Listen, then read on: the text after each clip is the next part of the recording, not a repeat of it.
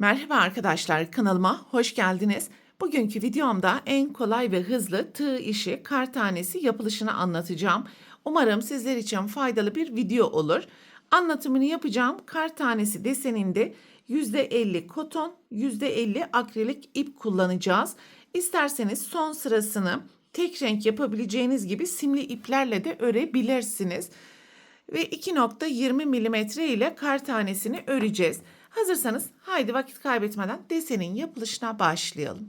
Kar tanesinin yapılışına sihirli halka yaparak başlayalım. Bir zincir, halkanın içerisine 12 tane sık iğne yapalım.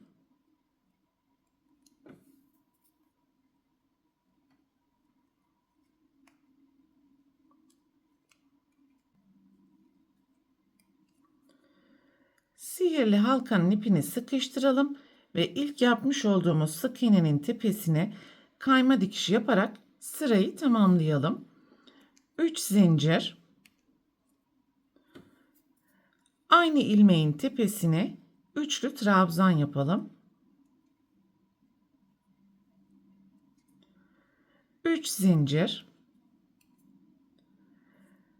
yan yana 2 tane sık üçlü trabzan,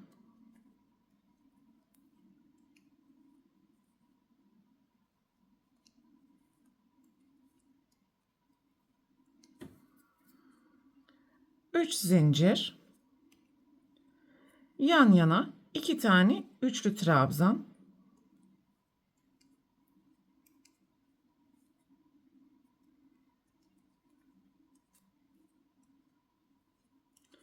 3 zincir ve yan yana 2 tane üçlü trabzan. Bu şekilde toplam 7 tane grup oluşturarak devam edelim.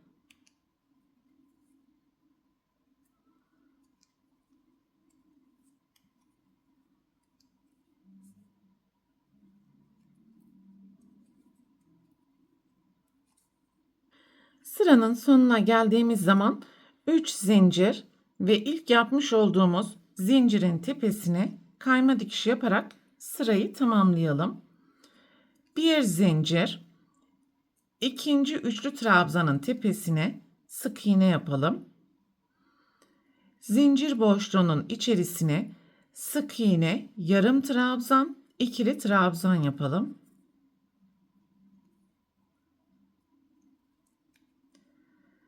4 zincir, aynı boşluğun içerisine ikili trabzan, yarım trabzan ve sık iğne.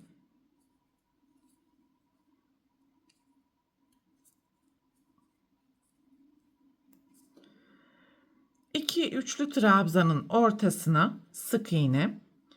Sonraki zincir boşluğuna geçiş yapalım. Sık iğne, yarım trabzan, ikili trabzan, 4 zincir, ikili trabzan, yarım trabzan ve sık iğne yapalım.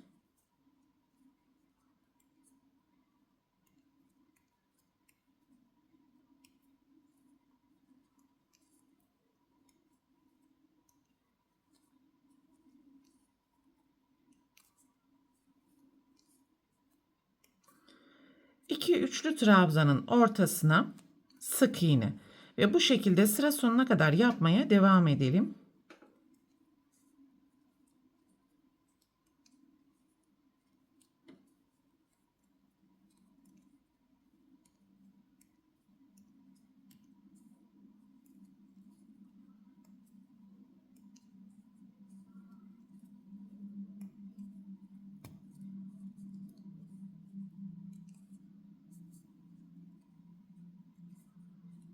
Sıranın sonuna geldiğimiz zaman ilk sık iğnenin tepesine kayma dikişi yaparak sırayı tamamlayalım. Ve bu noktada ipi keserek son sırayı simli iplerle yapabilirsiniz arkadaşlar. Ben aynı renk ile devam edeceğim. Bir zincir ve zincir boşluğuna gelene kadar kayma dikişi yapalım.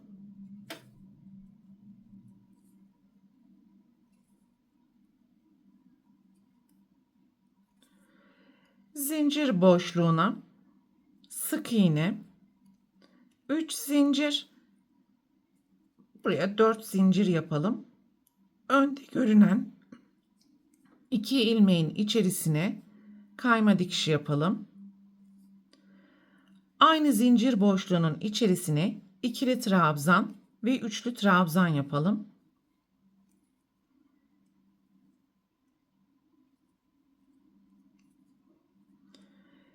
5 zincir ve zincirin arkasında görünen ilmeğin içerisine kayma dikişi yapalım. Bu işlemi 3 kez tekrarlayacağız. Aynı boşluğun içerisine tekrar 5 zincir, aynı boşluğun içerisine kayma dikişi, 5 zincir, aynı boşluğun içerisine kayma dikişi, aynı zincir boşluğuna devam edelim ve üçlü trabzan, ikili trabzan yapalım.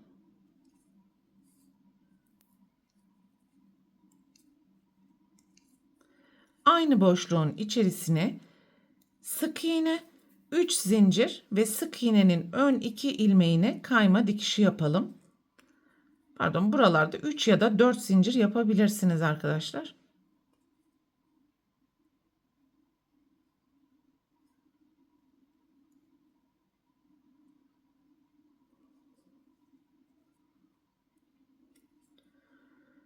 Şimdi sonraki zincir boşluğuna gelene kadar alttaki tüm ilmeklerin tepesine kayma dikişi yapalım.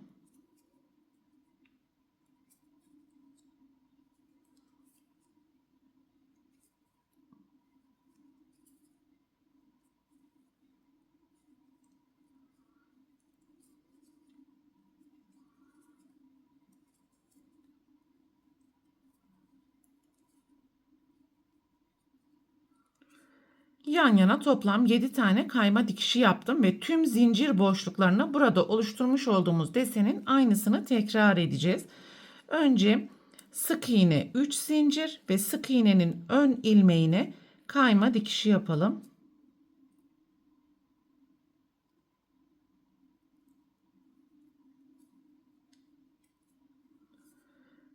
Aynı boşluğun içerisine ikili trabzan ve üçlü trabzan.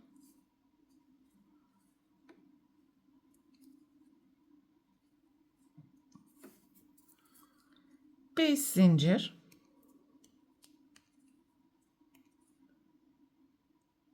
ve ilk zincirin arkasındaki ilmeğin içerisine kayma dikişi yapalım. Bu işlemi 3 kez tekrar edelim.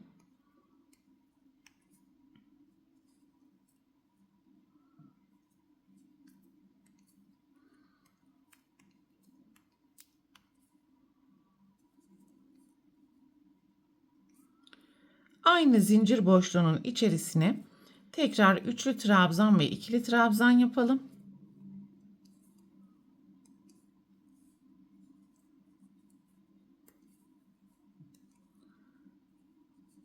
Aynı zincir boşluğuna sık iğne 3 ya da 4 zincir, ilk zincirin arka ilmeğine kayma dikişi yapalım.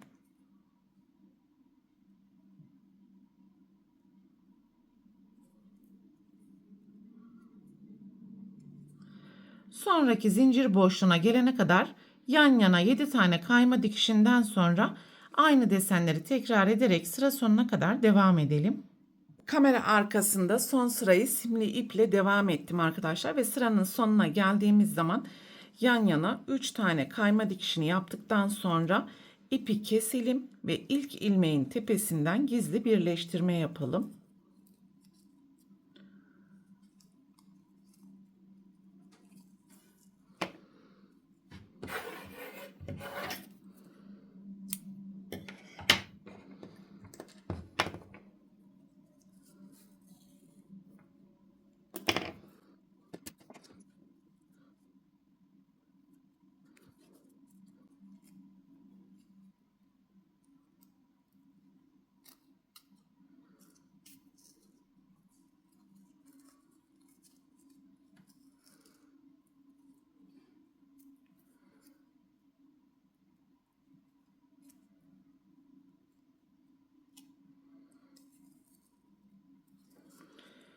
Ve bu noktada ipi keserek düğüm yapabilir ya da yapmış olduğunuz kar tanesini süsleme amaçlı yapacaksanız buraya asma aparatı yapabilirsiniz.